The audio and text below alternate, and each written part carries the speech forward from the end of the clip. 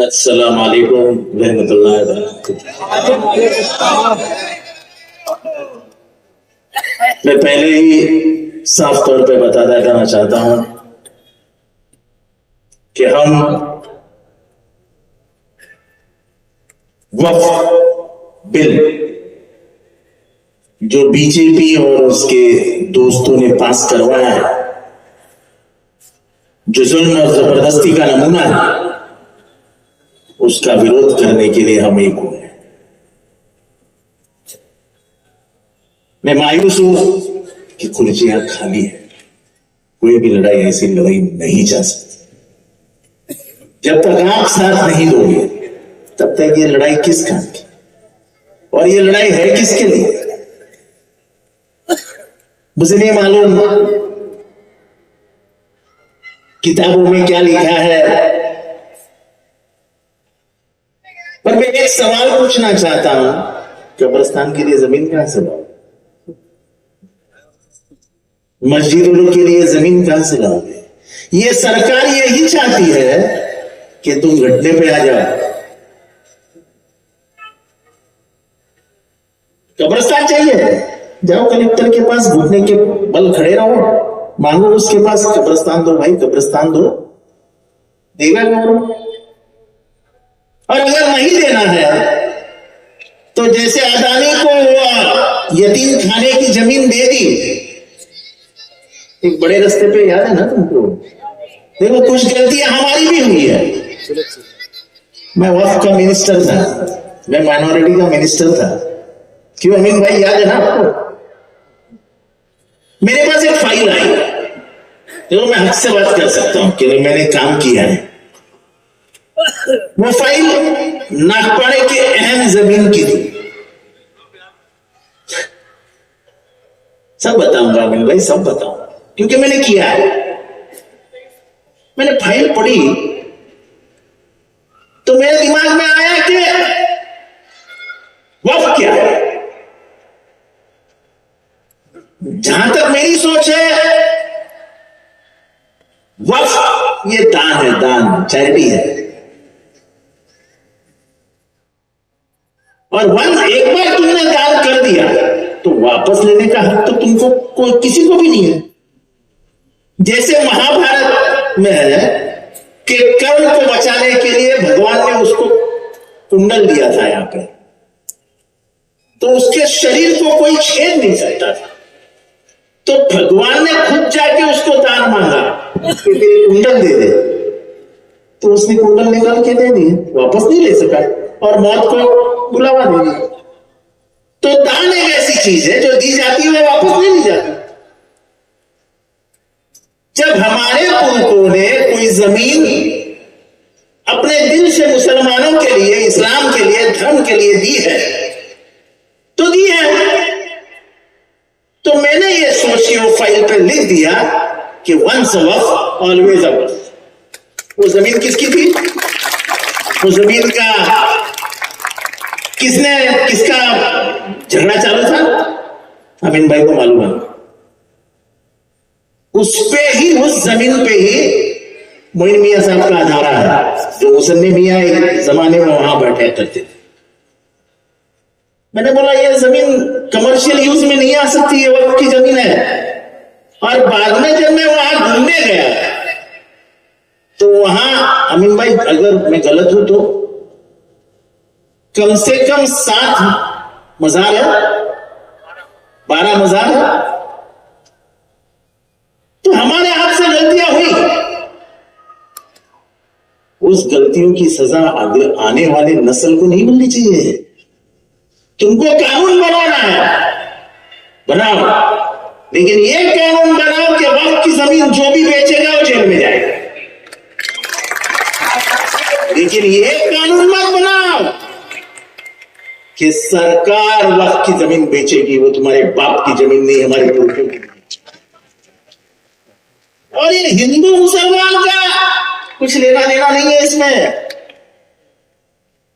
ये सीधा सीधा दस्तूर पे हमला। डॉक्टर बाबा साहब अम्बेडकर आर्टिकल 19 के तहत ये कहते हैं कि आपको धर्म की आजादी है, फ्रीडम ऑफ रिलीजन है तो है। अगर हमारे धर्म में, इस्लाम में कहा जाता है कि वक्फ की जमीन का इस्तेमाल सिर्फ इस्लाम के लिए होगा, धर्म के लिए होगा, वहां पे कब्रिस्तान बनेंगे, वहां पे मस्जिदें बनेगी, वहां पे तालीम के लिए अदारे बनेंगे, मदरसे बनेंगे, क्यों नहीं बनेंगे? बनेंगे। हमारा हक क्या? आप क्या करना चाहते हैं? आप कौन से जमीन की बात करते हैं? मस्जिद की? अरे दिल्ली में जो सबसे बड़ी बड़ी जमीनें हैं जो खुली दिखती है वो किसकी है? हुमायूं का मकबरा जिस जगह पे, उसके बाजू में 17 एकड़ की जमीन है, वो किसकी है? वो जमीन वक्फ की जमीन है। इनकी नजर उन सब बड़ी जमीनों के ऊपर है। सरकार क्या सौदा कर रही है क्या? सरकार सब जमीनें बेचनी चाहती है। आपको मालूम नहीं है, जब ये सब चालू था तब आरएसएस का जो मुखपत्र है, जिसको ऑर्गेनाइजर कहते हैं, उस ऑर्गेनाइजर में एक लेख आया, लिख के आया कि जितनी बड़ी जमीनें मुसलमानों की है, उससे बड़ी जमीनें क्रिश्चियनों की है। आपको मालूम है उसके बाद क्या हुआ? 24 घंटे के अंदर वो पूरा ऑर्गेनाइजर का जो किताब छप के आया था वो वापस ले लिया, क्योंकि दुनिया से दबाव आया कि आप ये नहीं कर पाओगे। हम दबाव डालने में कम गिरते हैं, क्योंकि हमारे लोग जब अपने खुद पे आ रहा है तब बाहर नहीं निकलने वाले, तो कब निकलेंगे? बात सुप्रीम कोर्ट की हो रही थी, किसी ने बताया कि सुप्रीम कोर्ट में कहा गया कि लाइव मत दिखाओ। आपको मालूम है सुप्रीम कोर्ट में his lordship justice Sanjay Khanna को तुषार मेहता ये कहते हैं कि Tushar ji, your lordship please don't intervene. किसको कहते हैं? सुप्रीम कोर्ट के चीफ जस्टिस को, कि आप बीच में मत आइए, आप झगड़ा लगाने का काम कर रहे हो। सुप्रीम कोर्ट के जज ने क्या पूछा कि शाहजहां के जमाने में अगर कोई मस्जिद बनी है तो पेपर क्या आप शाहजहां से मांगने जावे क्या? क्या गलत कहा? अरे जो मस्जिदें 500, 700, 800 साल, 400 साल पहले बनी है, उसके कागजात कहां से लाए?